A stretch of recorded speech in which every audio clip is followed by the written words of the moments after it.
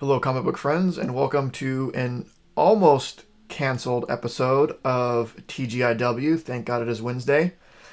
Due to weather stuff, my local comic shops did not get all their stuff. They only got in DC things, so nothing that comes actually from Diamond anymore. So Marvel, Image, all indies. But did get DC stuff. So I would hate to miss an episode, so I will go over the DC stuff that I got. Since it is the last week of Future State, that means there is some DC stuff that I got. And then just to make up for it, a little bonus thing that I ended up getting in the mail today. So since I mentioned Future State, this is it, right? I think the original plan was like the next week there was going to be just this one shot issue of House of L, but apparently it came out this week. So I think this is it. This is all of Future State done. It is a sigh of relief for me, both to my pocketbook and the amount of stuff I have to read. I don't regret getting everything, and kind of looking back now that I'm at the end, it was a fun ride, or I presume it's going to be a fun ride in the end. I only have this week to read. There were hits, there were misses, there were meh, but I think that's to be expected with an event that has so many series with so many writers and characters and artists and all of that. Highlights for me is still, I would probably say Catwoman and Aquaman. I haven't read the second Aquaman yet, that just came out today, but I really like the first one. Lowlights and Legion of Superheroes. Flash wasn't super great, but there were some good things, and that's not to say that everything else was that I don't mention is bad or even middle of the road. There was some other great stuff, like the Wonder Woman with introducing the new Wonder Woman, great stuff. But yeah, it was fun. I am glad that it's over. It lasted as long as it needed to. My biggest gripes with it overall as a series is, and I think I mentioned last time, all of the series are ending on a sort of cliffhanger. It would have been nice if it was just like it was all wrapped up. This is it. Boom. If they wanted to carry some characters on, they could have plucked them out of this reality in some other book instead of leaving their stories unfinished. I would say the main story in these is wrapped up, but all of them, at least most of them, kind of end in what would be a lead in to another arc, which doesn't exist or doesn't exist yet, and I hope it doesn't exist because I'm not doing it again. I'm not, it's too much. The other thing I would say is that it lacked any sort of cohesion between the titles. All the Bat Family titles all tied together really well. They seem to take place in the same time with the same stuff going on. But then you have Immortal Wonder Woman, which took place way in the future. After like Earth is destroyed and all this stuff. So it didn't really tie into anything. And there were some other series that I don't know when they took place, but they obviously kind of weren't in the same universe as the others. Like there was no real tie-in, I felt, between like the Superman titles. There was like the Superman Worlds at War, and then there was the Superman and the name Imperious Lex or something. Like they didn't really tie together that much. At least I felt. Maybe they did, and I just didn't notice because of the sheer volume of other stuff that I read, or all the Future State stuff that I read. But it would have been nice, again, one, if stuff tied up in a nicer little package, and it all would have been sort of the same time period, the same universe. Like, I don't know if they were just different time periods or they were splinter universes of each other. I don't know. It doesn't explain. But I would have liked them all to be, because, like New 52, I mean, I'm not saying that New 52 was great. It definitely had issues. But it was all like this, it all was the same playground. Future State isn't like that, and that kind of bothered me. But that being said, not everything's going to be perfect. It was fun. It was enjoyable. Thanks for being over. So, last week of Future State, Aquaman, excited to read that. Superman versus Imperious Lex. Superman House of L. I'm hoping maybe this ties stuff up a little bit more. Legion of Superheroes, dreading this one the most. Suicide Squad. Dark Detective, which has been great. Batman, Superman, and that's it. Outside of Future State, the 5th book of Harley Quinn is out. White Knight, Batman, White Knight, Harley Quinn, so the Harley Quinn of the White Knight universe, which I love everything in White Knight. It's great. As it's Sean Murphy. Yeah, it's the Sean Murphy. It looks like maybe might not be the head writer on this book, but the Sean Murphy's White Knight sort of Splinter universe is really good, and this is actually pretty good. I also picked up Swamp Thing: The Bronze Age, Volume 3. I love Swamp Thing. Alan Moore Swamp Thing is like my favorite run in comics, but I also love Bronze Age Swamp Thing. So yeah, I have Volume 1 and 2. I've read 1, haven't read 2, but 3 came out, and so I picked it up. So I didn't forget it. So I'm excited to read this. It's nice. It's looking like hopefully they're going to be releasing all of Swamp Thing, Bronze Age Swamp Thing in trade, so I don't have to go and collect the runs. But this has 19 issues in it, 20 issues in it. That's pretty good. That's a pretty good chunk of books. So Saga of the Swamp Thing 1 through 19 and Annual 1. But this was Saga of the Swamp Thing was a pretty long running series. I don't know exactly how long it went, but the first appearance of John Constantine is Saga of the Swamp Thing, like 90 some, right? So that's a good chunk. So that's all I got for comic stores, and I did get something in the mail today. Speaking of runs, so I know what I've said. I know what I said about how I'm not going to be getting runs anymore, or I'm taking a break from new runs. When I said that, I always have like, what's the next run I want to get sort of in mind. The next one that I had in mind was the Nam. Is it the Nam or the Nam? I don't know. But this always interested me. I was never really into war comics. The only war comic I've ever read is the Vertigo Unknown Soldier, which, if you haven't read it, please do. The individual issues probably aren't that expensive or hard to find. I think it's 25 issues long. I'm pretty sure there's trades out there. It was the first sort of war-ish series I ever read. And I picked it up just because I found the run just complete somewhere at a convention, and it was cheap. So I picked it up and why not? And it was incredible. So please do yourself the favor and in some way read that. So I was always intrigued by this concept of the Nam, the Marvel series, because it's so out of place, right? It takes place in the Marvel universe. There's an issue where Iron Man, Captain America, and Thor show up. Frank Castle is in a short arc.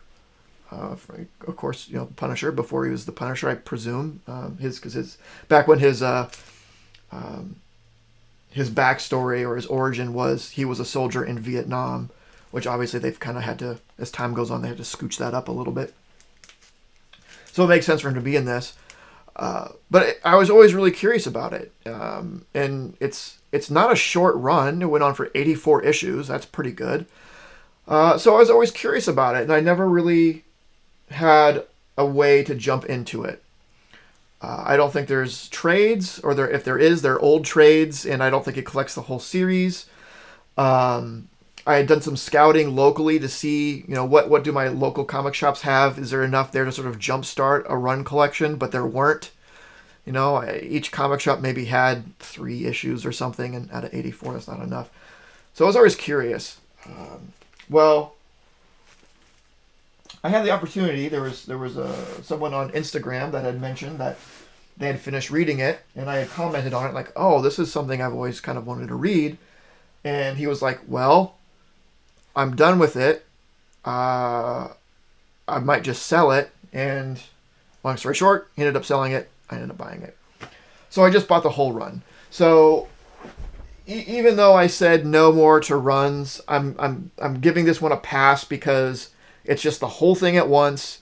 I'm not going to have to go out and find individual issues. I'm not going to have to pay shipping on groups of 1, 2, 3, 4, 5 issues at a time. I could get it all at once, take care of shipping all at once, though shipping was a bit because it was from Canada. But yeah, I was curious enough about it, and it seemed like a good opportunity instead of having to cobble it together. So it's I don't know the best way to do this, but the full. Oh man, you're all lucky I'm wearing pants. I usually don't wear pants when I do this. So full run, all 84 issues of the Nam, whatever. Had a bag and board them all. That's fine. He sent them unbagged and boarded just because to save on weight and shipping because it was coming from Canada. We'd talked that out before. But they're none of them are like gradable. Not that any of them are really worthy of grading because there's nothing very valuable in there. But I mean they're all mid to low high grade sort of there. But I got them for reading. So I'm really excited for that, and I really have no idea what to expect. So this series started in 1988 and went through 1992, 93, somewhere around there.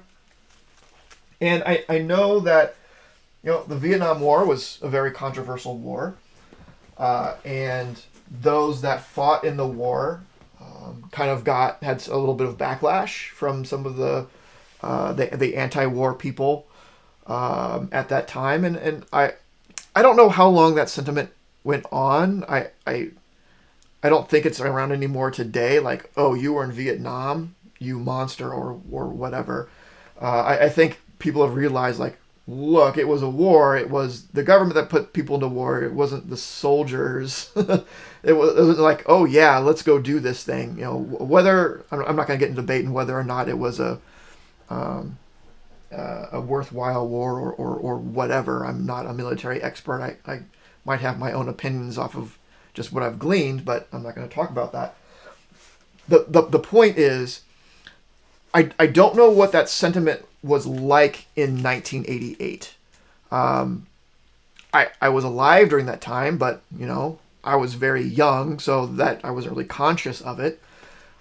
So what's the take on this going to be? A book that came out a comic book that came out in 1988 about a controversial war that had ended. Would that end in the early 70s or something like that? What was the sentiment? What's the take on this going to be? Is it going to